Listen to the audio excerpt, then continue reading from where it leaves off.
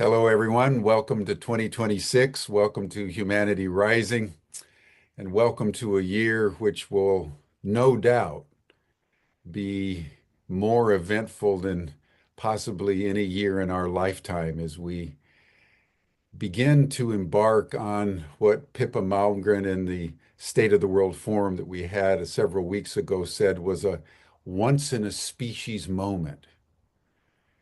That observation has reverberated through my mind and consciousness since she said it, with increasing gravitas and soberness.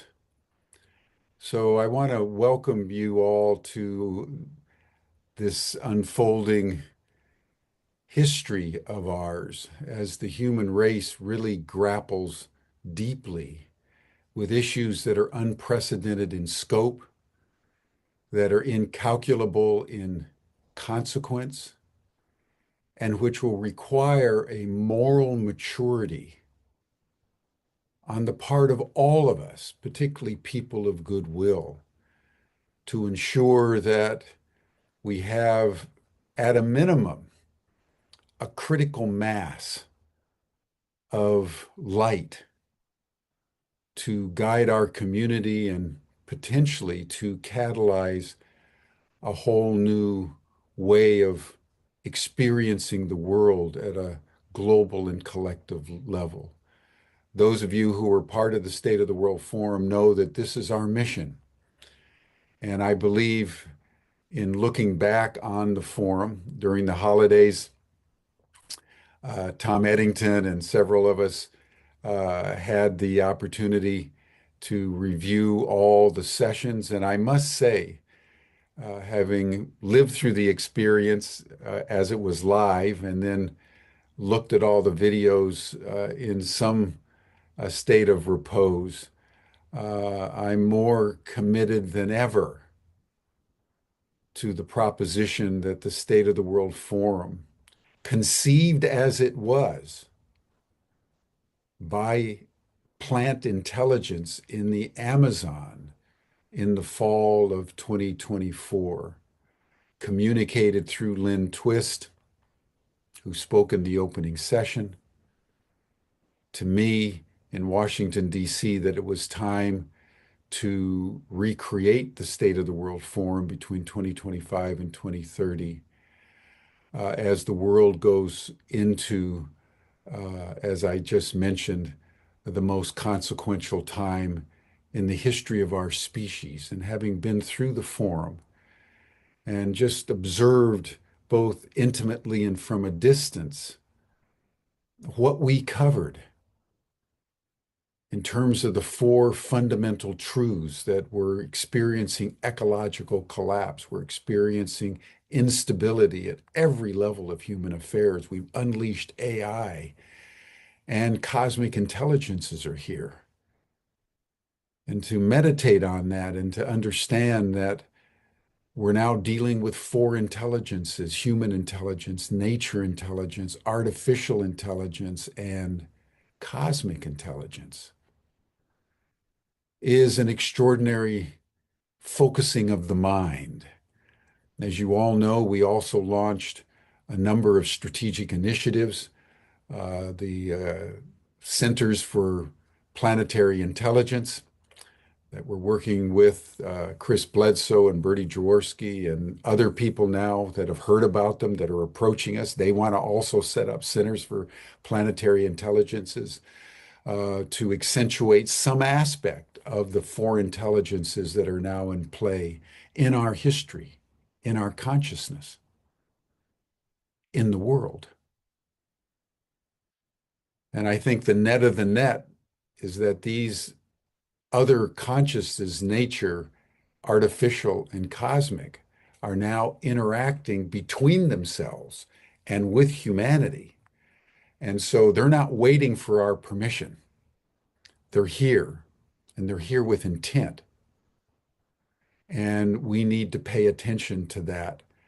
And so we are launching a strategic initiative just simply on the AI NHI, non-human intelligence interface, with people in Silicon Valley, with people in the intelligence community, with scientists and physicists and ET experiencers.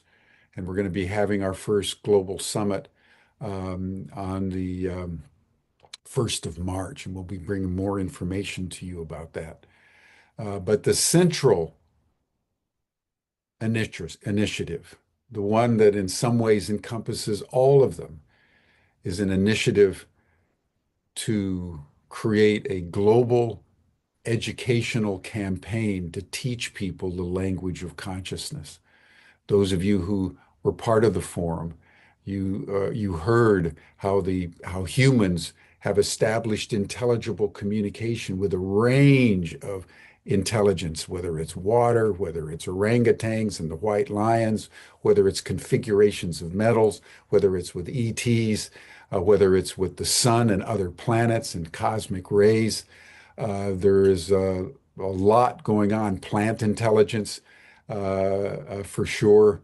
And then in one of the sessions, as you'll recall, we witnessed Dahlia and Ledoux Burgon demonstrate the capacity of clairvoyance, where little Ledoux, 15 years old, autistic, but incredibly clairvoyant, was in a back room and her mother had blindfolds on facing the screen. And Georg Bach in Berlin puts up an animal picture, and little Ledoux read her mother's mind, looking through blindfolds at something that was being posted in Berlin.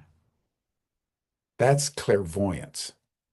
That's what we all need to learn, because we have to learn to engage in intelligible communication with these other sentient beings. This is the historic, urgent challenge for humanity. We are not alone, and we can't make it alone. We have 4 intelligences and only one future. So it's with that preface that I want to invite my good friend and colleague, Birdie Jaworski, to come on, because Birdie is going to be teaching the first course of our global campaign. And it's coming up in a couple of weeks. It's available for everyone since it's going to be online. We'll be posting the link in the chat. But Birdie actually was in some ways the star of the forum. She was in more panels than any other single person because of the diversity of her capacities at both clairvoyance and in terms of her extraordinary facility in remote viewing and engaging in intelligible communication with other life forms. So Birdie, welcome. And let's start with you just sharing with people your experience of the State of the World Forum, and then we'll go into your course and what is in store as we roll out both Humanity Rising and our global campaign. Thanks, Jim. I'm so glad to be here. And hello, everybody. The State of the World Forum was absolutely incredible. I was glued to the screen for the entire run.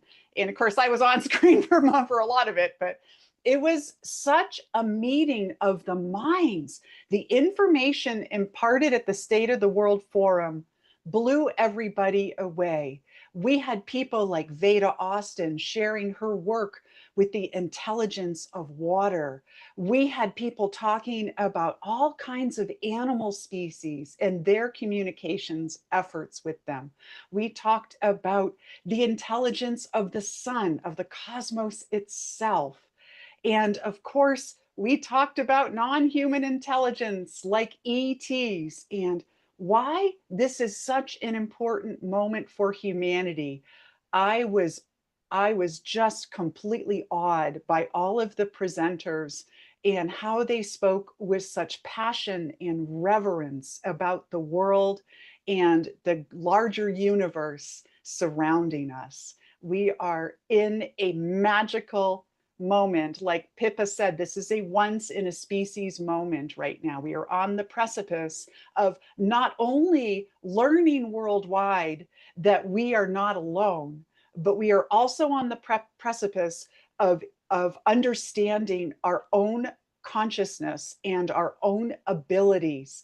We are having children that are being born right now with extraordinary telepathic, Mm. clairvoyant abilities.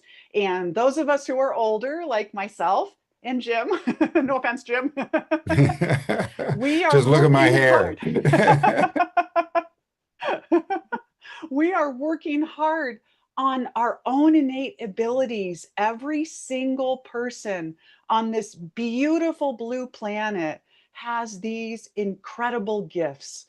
We can learn and practice and become telepathic, clairvoyant. We can become clairsentient. We can learn how to travel the universe forward and backward in time using only the power of our minds and our bodies. So I'm so excited to have been a part of the World Forum and to have brought this message to the world at large. And everyone that I spoke with afterward was blown away by everything that happened during those incredible days. So Jim, thank you so much. Thank you for all of the work that you've done and the vision that you've had to put that together. It was extraordinary, like nothing the world has ever seen before. Yeah, I think that's true, actually. And you'd think it all came from an ayahuasca plant in the Amazon. Plant intelligence, there we go. So, Bertie, before we jump into your course, let's talk about the extraordinary experience that you and your people had with sky watching. Tell Yes. us about So, that. yeah, here in Albuquerque, New Mexico, we did a few nights of sky watching in the foothills of the Sandias. And I had a small group with me who, night owls, people wanting to get out there and communicate. It's cold at night here up at elevation. We bundled up, we went out to the foothills and we overlooked on this like mountain, overlooked way down below the beautiful city of Albuquerque, and the sky above us was clear and beautiful. And when we sky watch, we always start with a centering meditation where we quiet our minds and we invite the cosmos to give us a message, to send us a communication, or maybe even a visit. We have done this regularly over the past few years here in Albuquerque, and we often see, almost every time, see orbs. Sometimes we see what appear to be craft flying around. We have an incredible time. But this was extraordinary because we had this moment where we were all doing our meditation and shoo, this ship flew over us, your traditional saucer shape. Everyone saw it. It happened so fast. We didn't even know what to do. We also had decided at the beginning of this meditation that we were going to do something that we normally don't do. We usually have our night vision goggles, our phones, Mm. cameras, trying to capture the moment. But this time I said, "Hey guys, you know what? Let's just be human beings on this planet and not try to prove anything, not try to um, you know, capture things on film. Let's just really be one with the universe." And I really didn't expect, I thought maybe we might get some internal messages, maybe we might see some orbs, but this ship, a saucer-shaped UFO, flew right overhead, and it looked as if it landed. The Sandias are a jagged mountain range between two of the lumps in the mountain range. We saw it, boom, go down. We don't know what happened after that. We didn't see it take back off. We're not sure if it disappeared into a portal or another dimension, or who knows. These things are mysterious and kind of intractable to us as human beings at this point. But it was one of the most intense experiences. And we all got this message that this is not this is not the end. This is not a one-time event. This is something that's going to happen again and again. That contact is starting to happen, that we are becoming a more consciousness-based species, and they are ready to respond. So it was one of the most incredible experiences. And I can't wait to take another group up to the mountain when the weather gets a little better here. It's snowing up on the mountains as we speak, and the mountains are covered with snow, which is beautiful. But oh, I don't want to trudge up that. Aliens or not. Yeah, yeah. Well, it's so interesting, everyone, that, Chris Bledsoe is really focusing on the orbs, and Birdie is got a facility with the ETs, and somehow the UFOs, UAP, Right. are being attracted to the Albuquerque group. So it's really interesting how diverse the cosmic intelligences are and how they're manifesting to different people with different charisms and different capacities. Talk about that for a Exactly. bit, uh, Bertie, because that leads into your course that intelligence has many forms. Intelligence absolutely does have so many forms, Jim. It's amazing. Now, for myself, I have been obsessed with the ET question since I was 7 years old. And so this has been a big part of my past 30 years of work in remote viewing. It has been reaching out and finding out what's out there. I have looked at all kinds of, first of all, I started looking at all of the known sightings, the big sightings that have a lot of evidence behind them here on Earth, like the Roswell crash or the Phoenix lights, those kinds of events. And as time has gone on, I've started reaching out and looking at civilizations far away from our planet, civilizations on the other side of our galaxy, even on the other side of our universe, even in other universes.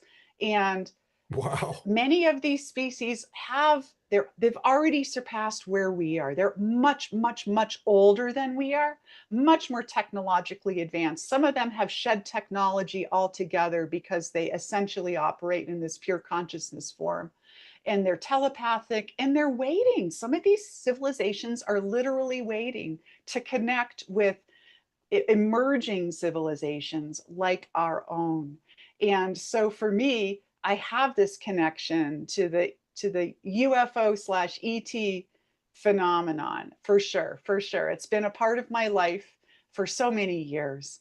And the people that around here that I've been working with, they're also really into this kind of ET UFO. But we also still see orbs, and sometimes people in my group, and even myself, sometimes you can even see luminous beings in the sky, which is a completely different kind of phenomenon, but it's still a non human intelligence.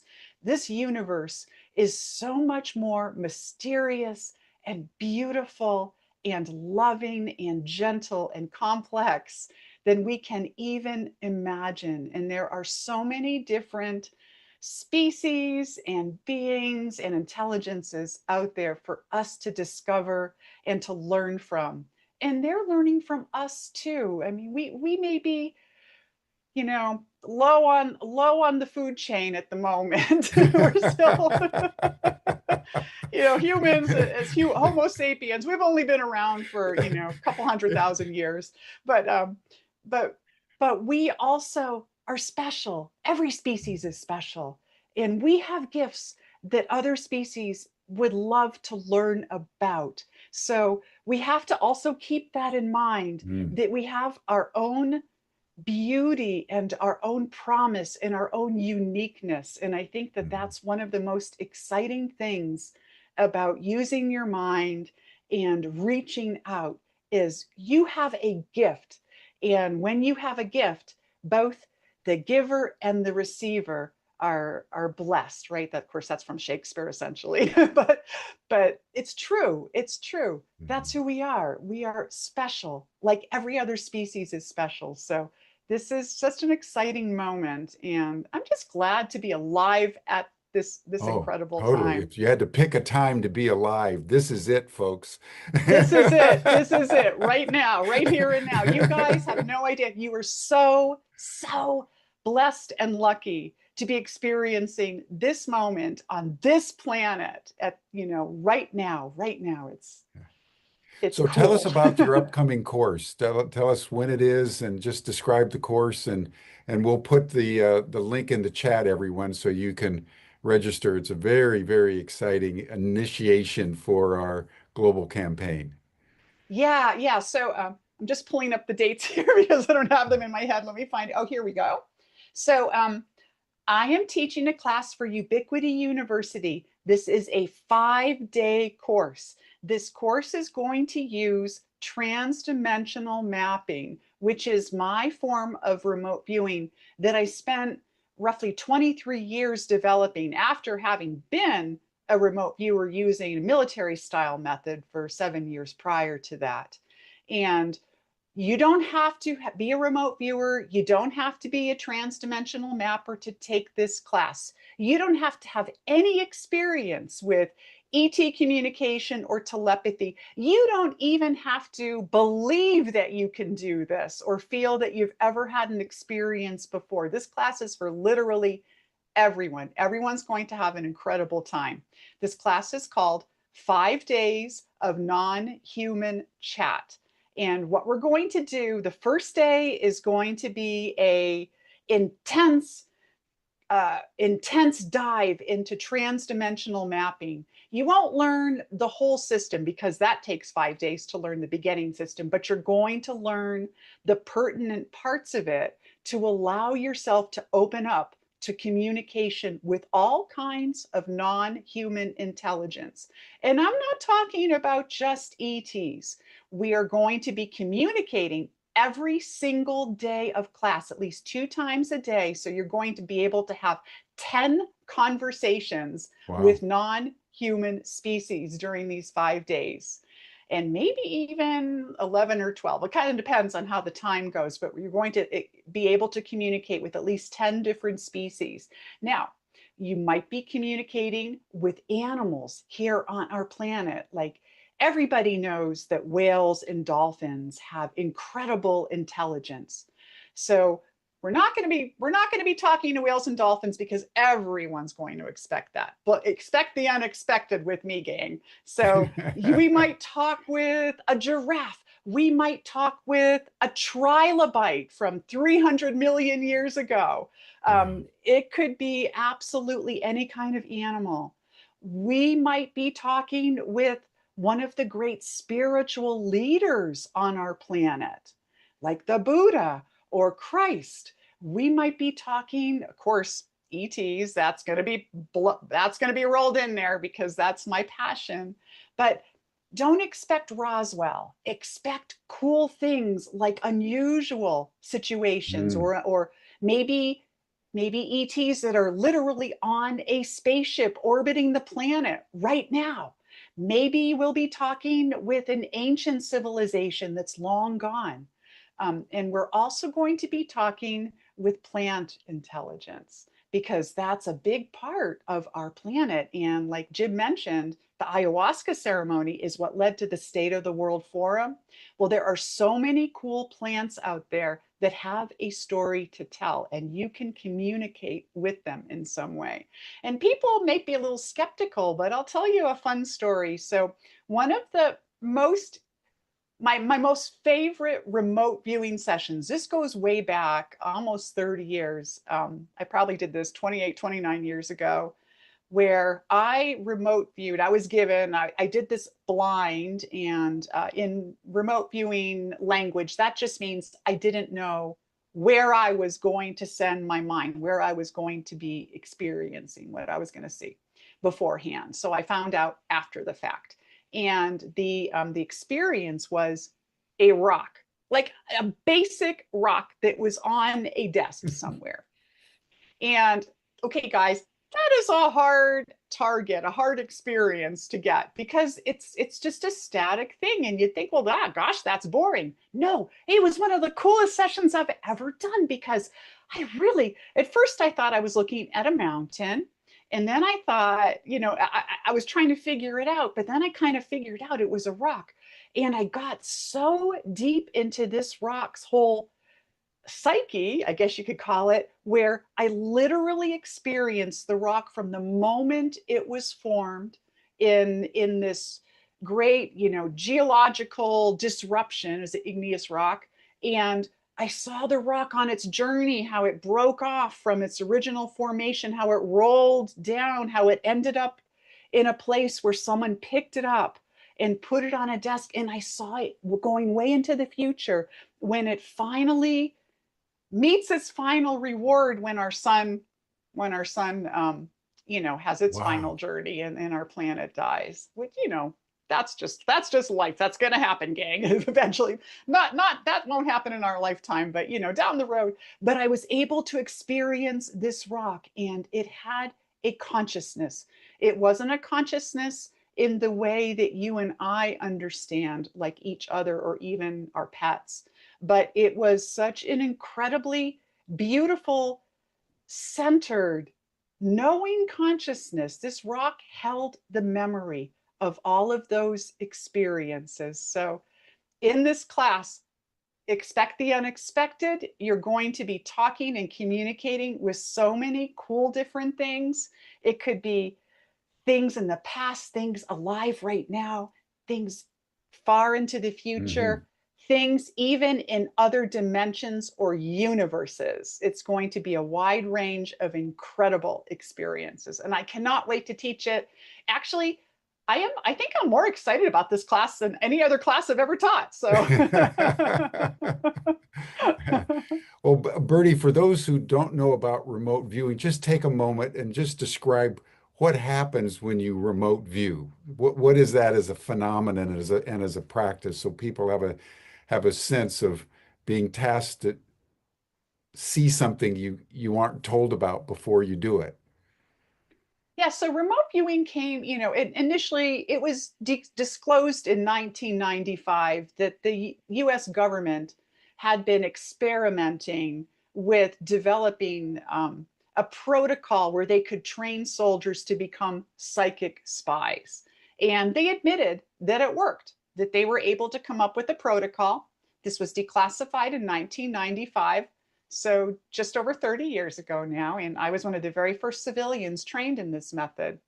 And so the way that this works is somebody somewhere has something that they want you to remote view. They don't tell you what it is, because if you know what it is ahead of time, then you might let your imagination run away with you, or you might miss things because you won't be expecting the weirdness that comes out and the cool and unexpected things. So it's good to do these blind. All you're given is a set of random numbers. Somebody might have a photo of something, say the Eiffel Tower or Mount Rushmore, and they will write down a set of purely random numbers on that photo. Or they might have a piece of paper and they might write something, because we don't have pictures of everything, right, that's ever happened. So they might write down the original construction of the Great Pyramid at Giza, if they want you to remote view that. And then they'll write the random numbers. All you get are those random numbers. That's it. You start with that, and you do these simple techniques to start with. These techniques keep your left brain busy and out of the way. Now, we have two hemispheres to our brain, a right and a left side. The left side is our more controlling, manipulative side that wants to determine what everything is. It wants to label things. It wants to be correct. It is kind of it's necessary, right? Because we do have to make judgment calls in life. So it's not that the left side is a bad thing. It's important for us to get through life as human beings, but it's difficult with our left brain working to remote view. So you want to keep that side of your brain busy so that your right brain, your intuitive, creative side that recognizes patterns, that likes puzzles, that likes the unknown, it allows your right brain to boop, come out with this cool information. So you do a series of techniques and sketches, and then you move into finding relationships between things and building a narrative. Sometimes you don't really feel a whole lot when you're doing this, but at the end you'll be amazed at what you got. And sometimes you might have what's called a bilocation experience. And the more you practice remote viewing or transdimensional mapping, the more you bilocate during your experiences. And bilocation means you know you're there. You know what's there. You can Mhm. see it and smell it and taste it and touch it. It is a visceral, exciting experience. And so everybody, I believe, and especially with communication, there is more of a chance of bilocation. And so in a remote viewing session, if you have a being there of any kind, it might be a little puppy dog, it might be an amoeba, it might be a human being, famous or not. You can smell them and taste them and see them, but you can also go into their minds and find out what they're thinking. And if they invite you in, you can have a conversation. Brilliant, brilliant, Yeah. brilliant. And would you say that the capacity to communicate with ETs, for example, and a rock or your pet, is it the same faculty, or do you have to learn to do different things to communicate with different sentient beings? There are a lot of similarities between communicating with literally everything. However, with some sentient beings, especially different species of ETs, and even some of our animal life on this planet, such as dolphins, or the octopus is incredibly telepathic, let me tell you. Some beings recognize when you're remote viewing them, and you don't have to initiate the conversation, they do. You can feel them looking at you, and they will start talking to you first. And so the techniques are the same, but it's that interaction that varies depending on what it is that you're looking at. That's the difference. Extraordinary. And Bertie, in terms of, when you venture out into the invisible realms, there's a natural apprehension and potential fear that you meet somebody or some entity that's malevolent or is going to manipulate you, or you could go crazy or whatever. Talk to us about what the protocols are so that people have a sense that this is a safe experience. Yes, this is a very safe experience. First of all, every single thing that I will be giving out in this class for people to experience is something that I have experienced myself multiple times and know that it's safe completely. Given it to many students. I've experienced it. We're not going to be looking at anything that's creepy. We're not going to be looking at serial killers or creepy aliens, or I mean, because just like with the human race, there are goobers out in space too. That's just, that's a fact of life in this universe. We are only going to be looking at gentle things, but we will talk a little bit about protection and about what happens if you feel scared. The thing is, nothing can harm you. We are already connected to everything in this universe. That's my kind of Mm, foundational belief, mhm. is that we're not sending our mind anywhere. Everything in the universe is already in our mind. It's already here inside of us. So we're just putting our attention on something. So you're not going to have a negative experience whatsoever. First of all, I'm going to make sure of it. Second of all, I'm going to teach you some um, protection and kind of meditation. We're going to do meditations before each of these experiences so that everyone feels comfortable and safe. And I'll talk about different techniques in there. And of course, some people are afraid of different things. Hey, some people are terrified of spiders, right? There are a lot of people that have arachnophobia. That's a very common fear. So, say I gave you a tarantula to communicate with, and you started working on this, mapping it out, remote viewing it. And if it's something that you're afraid of because of past trauma or belief systems, you can simply put down your pen and walk away. This isn't anything, nothing's going to follow you home. That's never happened to me in 30 years of remote viewing. I remote view twice a day, every single day. over all of those years, 7 days a week. I've never had anything follow me home. I've never had anything do anything negative. Have I looked at creepy things? Yes, I have. But nothing's ever harmed me. It's just part of our experience here in this universe. So it's nothing to worry about. It's going to be a fun, safe, exciting class. You're going to learn a lot about life on this planet, going way back into antiquity, going into the future, and you're going to learn cool things about what's out there on the other side of the universe and even in other universes and dimensions. Well, just a couple more questions and we'll bring it to a Absolutely. close. I want to just underscore what you just said in the following way, because now that disclosure's happening, the central question that the human race needs to really answer is, are we dealing with malevolence out there, a threat? Is this a national security issue? Or should we be friendly, open-handed, and open-hearted with the other sentient beings? Those of you who saw the recent documentary Age of Discovery by Dan Farah saw that they had, 15, 20 national security specialists, intelligence specialists, members of Congress, all were saying that this is a national security issue.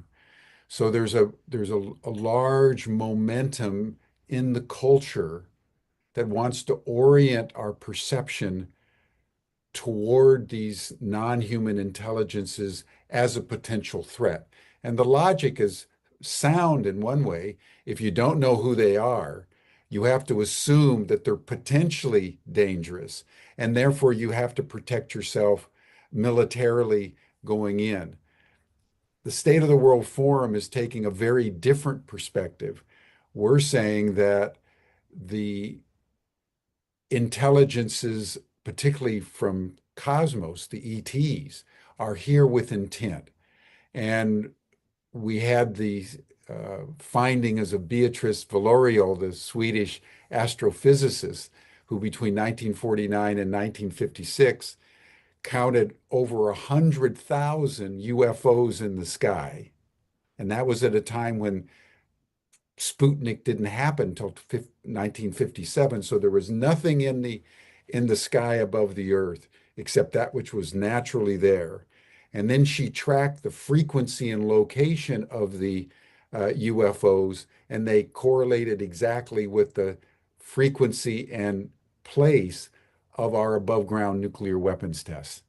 And we also heard from Kathleen Marden, who's talked with thousands of experiencers, and they all basically say the same thing, that those that have intelligible communication with the ETs report that the ETs are very concerned about our nuclear weapons and our nuclear power, because that's what's putting radiation in the environment, and that's what mutates life, generally destructively. So I'd like to have you just comment on this war of the narratives, as it were, this choice that we have to make about narratives, because how we approach a phenomenon determines to a significant degree how the phenomenon is experienced by us. Yeah, that is such a great observation, Jim. And if we look back at our entire human history, going way back into antiquity, we have cave drawings of amazing aerial craft and unusual creatures. We have reports going back all since that time, thousands upon thousands upon thousands. And in all that time, has a species ever blown up a city? Has a species ever done anything horrendously negative to us?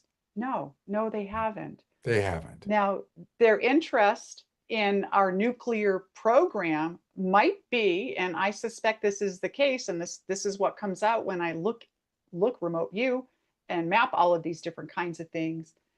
They don't want us to be using nuclear weapons, because not only does it disrupt our own species and pit us against each other, but it also disrupts their home too. Many of them have been with us our entire existence. And so when we harm each other, we're harming their planet too.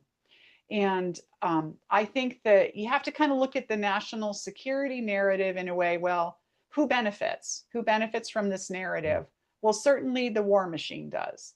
And those that are wanting billions of dollars to build new superlative weapons, this meets their demands. But the reality is, if we did have open contact with a number of species, I believe that would transform everything on our planet. We would be able to start looking at our energy needs in different kinds of ways. We would become more telepathic. I'm sure that they have a lot to teach us in this area. And if you know what others are thinking, then you can't have secrets from them. And it's that having secrets, I think, that fuels this Mhm. national security narrative. I am not a fan of that narrative. I think that it is the wrong narrative. In Mhm. my own experiences, I believe what I've experienced is that this is an incredible phenomenon. Does it mean every single ET out there is sunshine and roses? Of course not. But have we experienced a whole lot of negativity? No, we haven't. Even people that have gone through what they call the abduction experience that Kathleen Marsden talked about. And she mentioned this at the World Forum. Overwhelmingly, they discover over time that this is a positive experience and then it means something different than it did on the surface. So I think we have to start looking at these things in different kinds of ways and extending our hands, opening ourselves out to the possibilities and becoming less warlike and less angry with not only each other but with the possibility. I'm excited about the future, and I think it's going to be beautiful. Yeah, she points out that those that report negative experience, it wasn't the experience, it was the fact Right, that it blew their minds. right. It upended their cognitive categories of what they thought was real. That was the trauma. It wasn't That's the the trauma. experience in itself. Exactly. Yeah, it goes against like their cultural conditioning, their spiritual beliefs that they grew Exactly. up with. And not only that, but if they spoke with anyone in their life about it, it opened them up to ridicule, which is another layer of trauma on these people that has nothing to do with the beings, has more to do with humanity than the beings themselves. So absolutely. Well, Bertie, thank you so much. The course, everyone, is accessible on the Ubiquity University website, and I think on Birdie's TDM website. It takes place online between the 28th of January and February 1st. It's going to be about 8 hours a day over 5 days, so it's a big experience. It'll all be recorded for students that can't make all the sessions. We know people are working and people are busy, but we believe that this horizon, this frontier of learning the language of consciousness is what all of us now need to enter, whoever we are and wherever we are, because it's our ability to now interact with these different intelligences, nature, artificial, and cosmic, that is going to determine the future of the human race on this precious planet of ours. So, Bertie, thank you so much for your leadership. Thank you for your vision of possibility. Thank you for the way that you went into a highly militarized, hierarchical, patriarchal remote viewing system developed by the military and the CIA, and you essentially democratized it and you feminized it and That's made it right. fun and inclusive and personally rewarding in a way that is liberating rather than repressive. So I want to thank you also for everything you've done through TDM. And we're very honored, everyone, to have Bertie as our partner because our ET Studies program is in partnership with transdimensional mapping. So Thank, we're very thank honored, you. Birdie, for Thank everything that you're you. doing. And I can't wait to see you for 40 hours hanging out with me in this class. I will do my best. By the way, everybody, I took Birdie's first foundational course in remote viewing. It blew me away. It changed my life. I had no idea that I could do it, and I did it and actually met an ET. See, everybody can do this, gang. If Jim can do it, anybody can do Anybody it. can do it. Thank you, Birdie. We'll see you soon. Thank you, And Jim. thank you, everyone. Good to have everybody back on Humanity Rising, and we'll see each other every Friday as we proceed through the year. Thanks, everyone. Thank you, Birdie. Bye for now. Thanks, Jim.